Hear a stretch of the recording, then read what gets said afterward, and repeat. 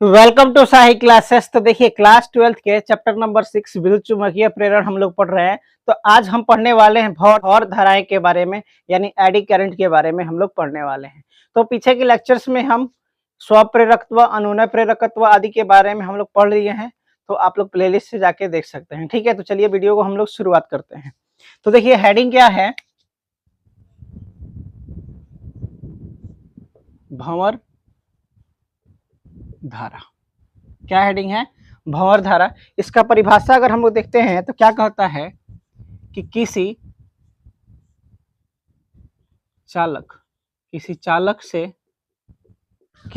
से संबंध चुंबकीय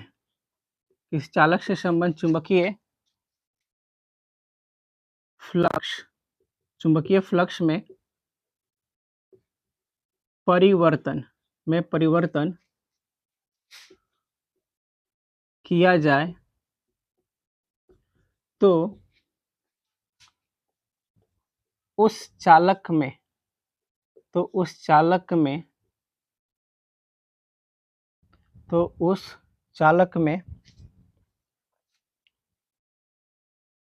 बंद घेरे के रूप में प्रेरित धारा उत्पन्न होती है। क्या होती है? प्रेरित धारा उत्पन्न होती है, जिसे भंवर धारा कहते हैं।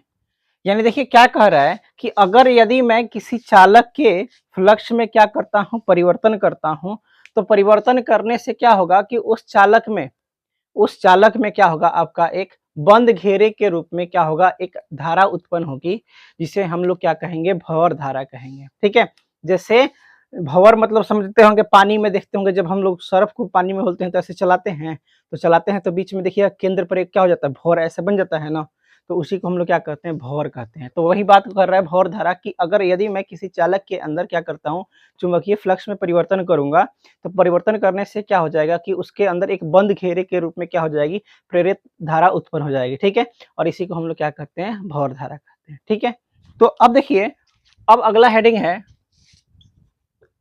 भंवर धारा का प्रदर्शन। भंवर धारा का प्रदर्शन, ये बहुत बार पेपर में सवाल पूछा हुआ है कि भंवर धारा को कैसे प्रदर्शित किया जाए। तो देखिए सबसे पहले हम लोग करते क्या है कि एक चुंबक लेंगे, इधर नॉर्थ पोल हो गया, इधर मान लीजिए एक साउथ पोल हो गया, इसके बीच में ना एक हम धातु की प्लेट रखेंगे। क्या रखेंगे? धातु की प्लेट को हमने क्या कर रखा है, रस्सी से बांधकर लटका दिया है। ठीक है, इस चुंबकीय क्षेत्र के अंदर, जैसे मान लीजिए ये मेरा दो चुंबकीय क्षेत्र है, इस चुंबकीय क्षेत्र के अंदर एक तीसरा इधर मैंने एक धातु की प्लेट ली है। ठीक है, इस धातु के प्लेट को मैं यहाँ पे रख दिया हूँ, और मैं क्या करा रहा हूँ कि धातु के प्लेट को इसके बीच में दोलन करा रहा हूँ। क्या कर रहा हूँ, चुंबकीय क्षेत्रों में ये नॉर्थ पोल, ये साउथ पोल, इसके बीच में मेरा उंगली जो है, ये मान लीजिए एक धातु की प्लेट है, इसको मैं इसके अंदर ऐसे दोलन करा रहा हूँ।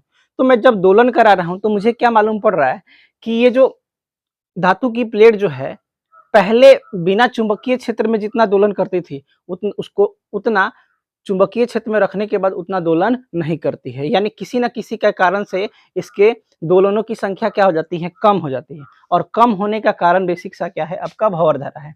यानी ये जो हमारे पास दो चुंबक हैं, इस चुंबक के बीच में एक मैंने धातु की छड़ को रस्सी से बांध कर क्या कर दिया, लटका दिया। अब लटका दिया है तो लटकाने पर क्या हो रहा है कि लटकाने के बाद इसको मैं दोलन करा रहा हूँ। कैसे करा रहा हूँ? ऐसे दोलन करा रहा हूँ। तो दोलन करा रहा हूँ तो जितना पहले चुंबकीय क्षेत्र अगर जब नहीं था, ठीक है, जैसे मान लीजिए एक यहाँ पे मैं एक और बना लेता हूँ। जैसे देखिए इस वाले में देखेंगे तो बस इसको लटका दिया गया है, और लटकाने के बाद इसको मैं क्या करा रहा हूँ, दोलन करा रहा हूँ। तो जितना ये दोलन पहले करता था, उसको अब इसी को मैं क्या करता हूँ, चुंबकीय क्षेत्र में लेकर रख दिया हूँ। तो दोलनों की संख्या यहाँ पे क्या हो गया, घट गया है, और यहाँ पे क्या है, ये किसी के बीच में नहीं रखा हुआ था, तो यहाँ पे दोलनों की संख्या क्या थी, ज्यादा थी। लेकिन जैसे ही इसको हमने चुंबकीय क्षेत्र में रखा तो इसके दोलनों की संख्या क्या हो गई, कम हो गई। इसका कारण ये है कि इसके अंदर ना एक प्रेरित विद्युत धारा ऐसे उत्पन्न हो जाती है, ठीक है, प्रेरित भौर धारा इसके अंदर क्या हो जाती है, उत्पन्न हो जाती है, ठीक है। तो जो प्रेरित धारा है, इसी धारा को हम लोग क्या कहते हैं, भौर धारा कहते हैं, ठीक है। तो देखिए क्या कहता है, यदि किसी धातु के प्लेट को, यदि किसी धातु के प्लेट को रस्सी से बांधकर, यदि किसी धातु के प्लेट को रस्सी से बांधकर स्वतंत्रता पूर्वक दोलन कराने के लिए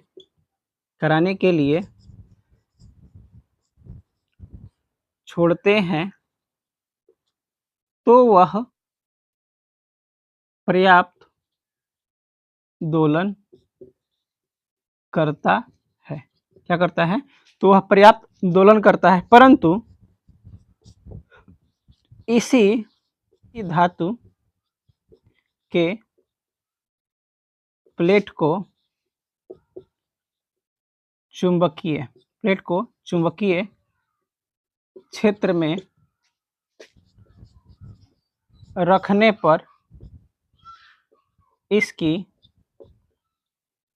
दोलनों की संख्या कम हो जाती है। इसका कारण यह है कि धातु के प्लेट में भंवर धारा उत्पन्न हो जाती है। यानी कह रहा है कि यदि किसी धातु के प्लेट को रस्सी से बांधकर स्वतंत्रता पूर्वक, यानी देखिए धातु के प्लेट को मैंने रस्सी से बांधकर स्वतंत्रता पूर्वक दोलन करा रहा हूं, तो ये अपनी पर्याप्त दोलन प्राप्त करता है। लेकिन जब इसी धातु के प्लेट को जब मैं इधर चुंबकीय क्षेत्र में रख देता हूं, तो जितना पहले दोलन करता था उतना अब नहीं करता है, ठीक है। तो इसका कारण क्या है कि जो ये धातु की प्लेट है, इस धातु की प्लेट में क्या हो जाती है, आपकी बंद घेरे के रूप में, क्या चीज, बंद घेरे के रूप में आपका प्रेरित धारा उत्पन्न हो जाती है। क्या हो जाती है, प्रेरित धारा उत्पन्न हो जाती है, और इसी के कारण से ये जो दोलनों की संख्या है वो क्या हो जाती है, कम हो जाती है। और आखिर ये कम क्यों होती है, इसका कारण क्या है कि इसके अंदर प्रेरित धारा उत्पन्न हो जाती है, जिसे हम लोग क्या कहते हैं, भंवर धारा कहते हैं, ठीक है। तो इतने का स्क्रीनशॉट ले लीजिए।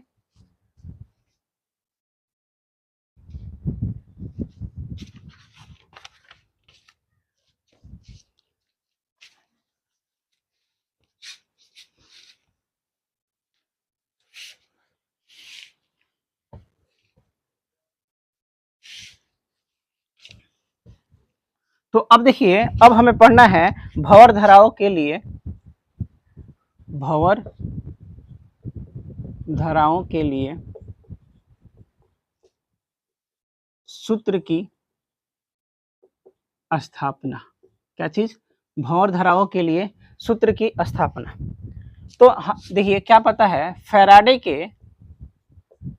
के नियम से हमें क्या पता है, फैराडे के नियम से हमें क्या पता है कि जो E होता है माइनस के डी फाई बटे में dt होता है। फैराडे के नियम से हमें क्या पता है कि विद्युतवाहक बल जो होता है वो क्या होता है, माइनस का डी फाई बटे में, यानी फ्लक्स में परिवर्तन के बराबर होता है, ठीक। अगर मानते हैं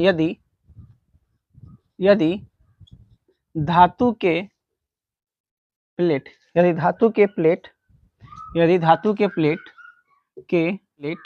का प्रतिरोध R है, तो I इजिकल टू में क्या हो जाएगा, E बटा में R हो जाएगा। क्या हो जाएगा, I इजिकल टू में E बटा में R हो जाएगा। अच्छा, अब देखिए E का मान यहाँ पे हमने निकाल रखा है, तो यहाँ पे रखेंगे तो क्या आ जाएगा, माइनस डी फाई बटे में dt और बटा में क्या हो जाएगा r हो जाएगा।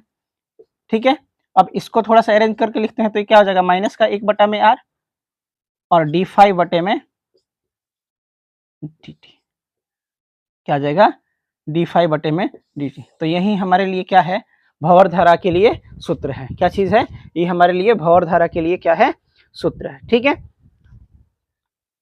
तो इसका स्क्रीनशॉट ले लीजिए।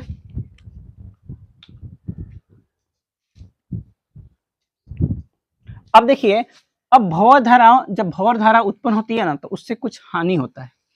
क्या हानि होता है कि अगर जब भंवर धारा उत्पन्न होती है तो धातु के प्लेट क्या हो जाते हैं गर्म हो जाते हैं और गर्म होने से वो विद्युतीय ऊर्जा का क्या हो जाता है हानि हो जाता है। तो इधर लिखते हैं हम लोग भंवर धारा से हानि। क्या कह रहा है कि भंवर धाराओं के उत्पन्न होने से, भंवर धाराओं के उत्पन्न होने से, भंवर धाराओं के उत्पन्न होने से विद्युत ऊर्जा का बहुत अधिक भाग ऊष्मीय ऊर्जा के रूप में व्यय हो जाता है, जिसे कम करना बहुत आवश्यक है। ठीक है, यानी देखिए भंवर धारा का हानि क्या है कि जब भंवर धारा को हम लोग क्या, भंवर धारा जब उत्पन्न होती है तो क्या होती है बहुत सारा धारा की जो विद्युतीय ऊर्जा जो है, बहुत सारे जो विद्युतीय ऊर्जा है उन वे क्या हो जाती है उसमें ऊर्जा में परिवर्तित हो जाते हैं। ठीक है, अब उसमें ऊर्जा में परिवर्तित हो जाती हैं तो उसमें ऊर्जा के उसमें परिवर्तित होने के कारण जो विद्युतीय ऊर्जा होती है उसका क्या हो जाता है हानि होना शुरू हो जाता है। तो इसको बहुत ज्यादा मतलब हानि होने लग जाता है। इससे इसी के लिए हमें क्या करना चाहिए, इसे बचाने के लिए कुछ ना कुछ उपाय करने चाहिए। ठीक है, तो इससे उपाय करने के लिए इसका उपाय भंवर धारा इधर लिखते हैं, भंवर धारा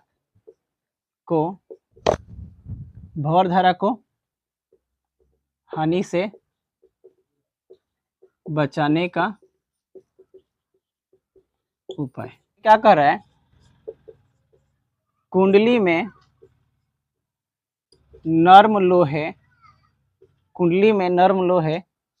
का पटलित, कुंडली में नर्म लोहे का पटलित क्रोड बनाए जाते हैं। कुंडली में नर्म लोहे का पटलित क्रोड बनाए जाते हैं जिससे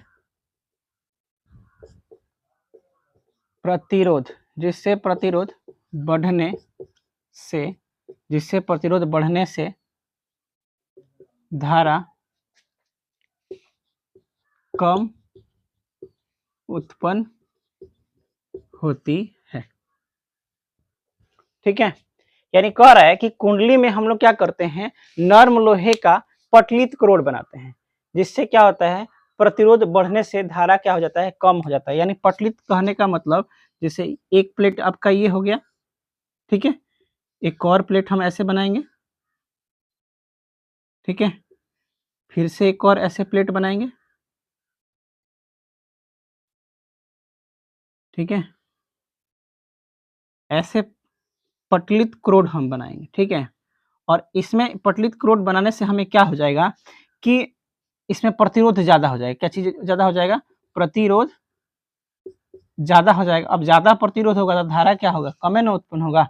तो इससे हम लोग क्या कर सकते हैं कि जो हमारे पास भंवर धारा थी उसकी जो हानि हो रही थी तो हम लोग प्रतिरोध बढ़ा देंगे तो प्रतिरोध भंवर धारा क्या होगी कम उत्पन्न होगी, क्या होगी कम उत्पन्न होगी। तो भंवर धारा को हानि से हम लोग क्या कर सकते हैं बचा सकते हैं। यानी ऐसे कहने का मतलब जैसे नहीं अगर देखते हैं कि एक किताब के ऊपर एक किताब, दूसरा किताब के ऊपर तीसरा किताब, तो लेयर बनाते जा रहे हैं हम लोग। और जब ऐसे लेयर हम प्लेटों का बनाएंगे ना तो लेयर बनाने से क्या हो जाएगा, जैसे देखिए एक प्लेट का लेयर है, ये वाला हो गया, एक दूसरा, एक तीसरा, एक चौथा, एक पांचवा, तो अलग अलग क्या हो गए हैं, लेयर बना देते हैं और इनको वर्निश से इनको क्या कर देते हैं, लेपित कर देते हैं। यानी एक प्लेट बनाया, इसके ऊपर वर्निश लगा देंगे, फिर दूसरा प्लेट लगाएंगे, फिर इसके ऊपर वर्निश लगा देंगे, फिर तीसरा प्लेट लगाएंगे, फिर इसके ऊपर वर्निश लगा देंगे। और ऐसे लगाने से क्या हो जाता है कि प्रतिरोध ज्यादा हो जाता है। क्या हो जाता है, प्रतिरोध ज्यादा, और प्रतिरोध ज्यादा होगा तो भंवर धारा क्या होगा, कम उत्पन्न होगा। ठीक है, अब देखिए भंवर धारा का अनुप्रयोग, भंवर धारा का अनुप्रयोग। ठीक है, तो पहला अनुप्रयोग है चल कुंडली धारा मापी। पहला उपयोग देखिए क्या है, चल कुंडली धारा मापी में है। दूसरा क्या है, प्रेरण भट्ठी में, प्रेरण भट्ठी में। तीसरा का क्या है, विद्युत रेल गाड़ियों, विद्युत रेलगाड़ियों में ब्रेक लगाने के लिए,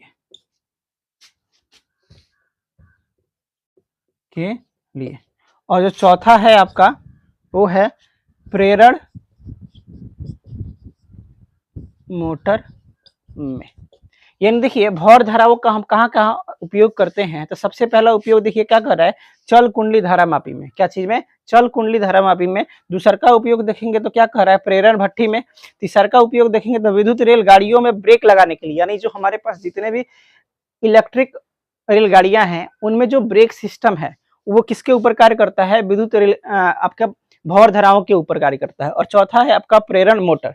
जैसे कहने का मतलब है कि भंवर धाराएं अच्छे से समझ में आया होगा। ठीक है, तो हम लोग मिलते हैं अगले वीडियो में।